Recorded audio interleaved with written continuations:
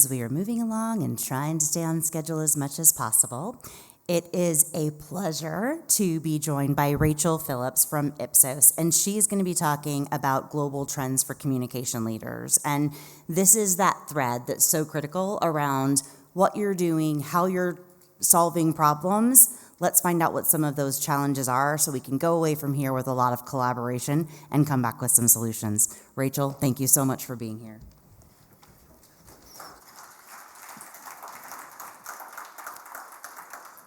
Great. Thank you so much for welcoming me here. This is my first time at AMEC, and I just wanted to say a huge thank you to everyone for making me feel so welcome. You've all been so brilliant and so kind. And also, I'm very aware this is the last session before lunch, so I'm going to go whistle-stop tour through some data that we've collected. So, thank you for the kind introduction. My name is Rachel Phillips. I'm a director in the Ipsos Corporate Reputation team, and we work with a lot of large multinational companies looking specifically at how to build trust, trustworthiness, and we work a lot with directors of corporate communications. And so what we've done is there we go, my clicker does work. We do a regular survey of CCOs for our Reputation Council. And what I'll be walking you through are a few of the key findings that we had from our 2024 study. The research was actually done in 2023, kind of sort of late summer, early autumn. So just for context, particularly around the AI questions, that's quite important. So it was 135 CCOs of some of the largest companies in the world. And what we found was that the CCO role is evolving. There's a lot on their plates. And we asked them what keeps them awake at night. And we have this huge long list here. And I'm just checking where I am, if you can all see. But yeah, obviously we've got the bits at the side as well. So you can see this huge long list. These are the things that keep them awake, that they're worrying about, that are coming across their desks, that they have to contend with. And in this context, we know, as I've said, this role is changing, and they're commenting on that as well. So they're saying agility, flexibility, and resilience. These are the key attributes needed for comms and corporate affairs professionals now and in the future. We also know that we found that 2 in 3 of our Reputation Council members say that they're on the acquisition leadership team for M&A. We had a great session this morning on M&A, and this is also something that they're contending with as well. Communicators play a very important role, particularly towards the end of the transition life cycle. I'm now going to move to talk a bit about the different contexts in which they operate. These are global businesses, as I've said. So some face really strong reputation headwinds, and we asked them what are the different areas that you think are facing the biggest challenges, and it differs globally. So as you can see, in Europe, obviously there's been a huge energy crisis. In North America, huge concern around technology, and Latin America is more around media. So there's some nuance there that people are having to contend with. And I apologize for this slide because there's a lot of data on it. This is actually general public data, and we asked them about whether they trust businesses to tell the truth. And one thing I spotted on this slide, we've got some very positive people in India. Actually, be careful when you leave here, because only 17% of people in Bulgaria trust business leaders to tell the truth. So they're at the bottom of the list, unfortunately. So we just have to be aware, again, of this particular differences in terms of the messages that are being put out by those in business and those looking to communicate with the public in different markets. So this is what I'm saying, is that comms must be attuned to local context. These are, again, our council members. 85% agree it's important for corporates to be perceived to have a long-term commitment to the local markets in which they operate. And also, but then it's also on the other side, they don't think that there's much room for local teams at local level having a high degree of autonomy. So they want to kind of control the narrative. They want to have that say, but also it's important to show that they're going to be committed, that they're going to be there long term. So there's this balance there, isn't there, between showing that you're committed, but also getting out that corporate message and that corporate narrative. So this is again somebody talking about that aspect of it. So we have a clear global narrative, pillars, and a clear communication strategy definition, but with ample flexibility to understand what the local pressure is and what we should potentially emphasize there. I'm moving on to the next one. Obviously AI, a lot to talk about here. Now, this guy, obviously, he is sadly not a member of the Reputation Council, but we just put him on as a bit of a quote. So the most profound technology that humanity is working on, more profound than fire, electricity, or anything we've done in the past.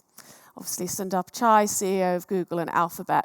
But what do our Reputation Council members think? 87% say that AI will fundamentally transform the way that businesses operate. And again, remembering this context, it was probably September last year, only 24% of CCOs say that they were using AI meaningfully in their day-to-day job. I actually think if we went back and asked them right now, that would probably be higher, based on the conversations we've had over the last few days, definitely. So we asked them a bit more about their experiences. So we are absolutely exploring how AI can help speed up processes and make decisions better, more quickly, more accurately.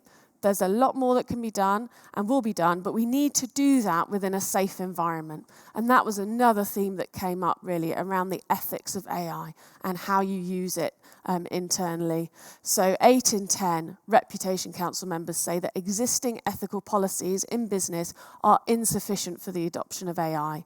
So that's something, again, that we've been talking about, isn't it? About how you use it, how it's used ethically, what data sources are you drawing from, and how are you making decisions based on that? Are they fair? Are they unbiased? Again, there's a lot of data on this chart, so I'm going to walk you through it. So this is going back to general public data, and this is across 31 markets. As you can see, they're all on there.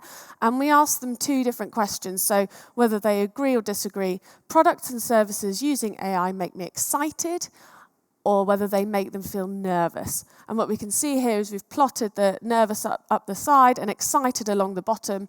And you can see that those in Europe, but particularly the Anglosphere, there is this nervousness dominating. And this goes to show, again, this difference in terms of the context in which global businesses are operating, that actually those in Asia and LATAM are actually more positive about technology and the role that it might play. Going back to our Reputation Council members, we were asking about the potential risks of AI. And we've, again, had panels here this morning around fake news and disinformation, and 74% agree that it poses a material threat to their business. So could it be that those in the Anglosphere, we have all been talking in English here, are we all more aware of the risks, or are we just kind of aware of what's going on and more resistant to that change? We don't know the answers to that, but we do know that there are concerns and there are risks.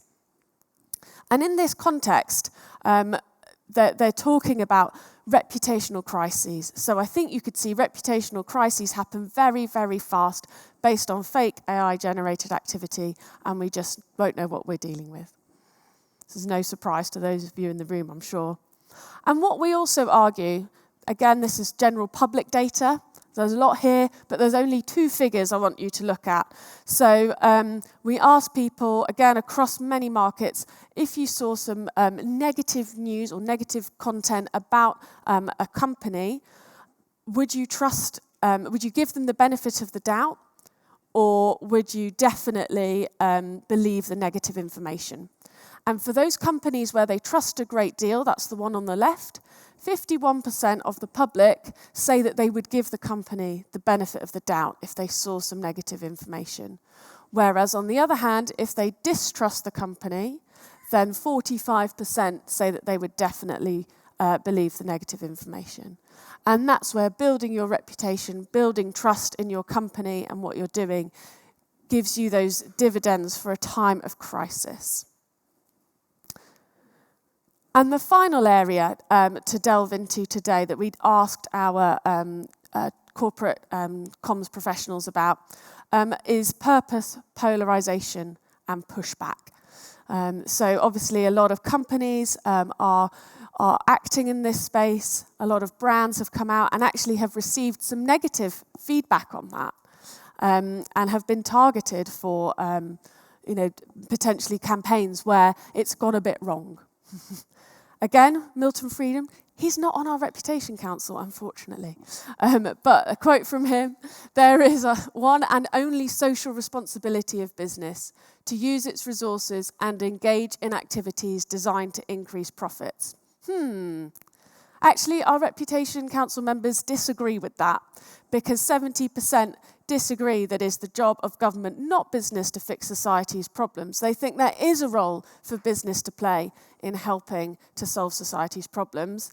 And actually, a similar amount agree that business leaders are overtaking politicians as a force for progressive change in the world. So they think there is this role for businesses to play, and they think that businesses can have a purpose as well. But on the flip side of that, there is some cynicism, actually. And 8 in 10 say that too many businesses use the language of social purpose without committing to real change. So is this just virtue signalling? Is this greenwashing? Is this something that isn't actually embedded in policies and practice that they're living out? And that's where the risk comes in, where people aren't living up to those things. We have, obviously, our friends here, I hesitate to say, and we asked them whether society is so divided at the moment that companies need to pick a side in order to thrive. Actually, 72% of our council members disagree with this, so they don't need to do that. Actually, businesses can sometimes hold back and have that nuance. I'm going to jump into some US-specific general public data now as well. And we asked them whether they support businesses because they agree with their political and social values, or whether they chose not to support a business. And splitting that by income level, you can actually see that those who have a higher income level are more likely to take a position. They're more likely to support, but they're also more likely to boycott. So there is this polarization going on there. And also got some data to show that the search for the term boycott has grown in the US over the last few years. So this is a real problem, as we've said, that businesses are facing. My data's very small here again, so I'm going to just pull out a couple of points. And again, this is US public data and split by voting preference. So the companies that are more likely to be supported by Democrats are Disney, Starbucks, and Google, some of those on there, whereas Republicans are more likely to support ExxonMobil and Nestle and some of the others there. So it is this difference. You've got to be aware of that differences between brands and that there is potential to trip over in some of these contexts. So this presents a real challenge for businesses, as I've said. 78% of our Reputation Council members say that the public expect business to take a stand on issues of diversity and inclusion, but a similar amount say businesses are worried about engaging publicly with D&I issues for fear of saying the wrong thing. So I'm sorry, I don't have any answers. It's all saying, well, actually, this is a bit challenging. This is a bit difficult. So the main thing that I'm sorry, I've got another quote before I finish. Again, this Reputation Council member say, how do you stay true to those values and continue to show progress without becoming the latest lightning rod for highly partisan political debate and discussion? So the main thing to kind of finish on, which I sort of pointed to a few times throughout, is the idea of trust. And in turbulent times where there is these conflicting forces and difficult things to navigate, actually CCOs can be the custodians of trust, the people within the organisation that are looked to help make these decisions, to help navigate the business through these challenges. So making sure that the communications voice is very well heard and heard early and with sufficient weight, that can really make a big, big difference, according to this Reputation Council member. That's the end.